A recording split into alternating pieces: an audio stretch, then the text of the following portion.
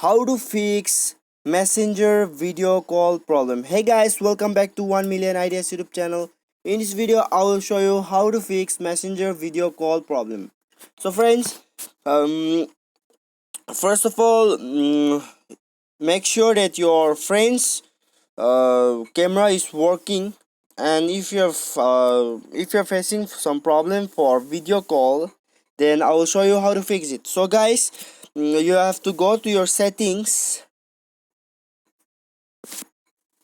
phone settings, and then now you have to go to install apps or app manager or apps. So I have install apps, so I will click on install apps, and then you have to search for messenger. Here is it. Click on messenger, and then you can see here force stop. Click on force stop and you have to press OK. And then now you can see here storage. So for storage you have to click on clear data and you have to clear all the cache here.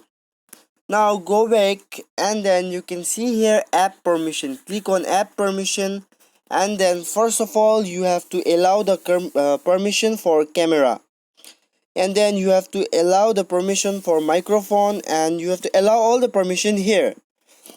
So this is how you can fix your video call problem in Messenger. Thanks for watching.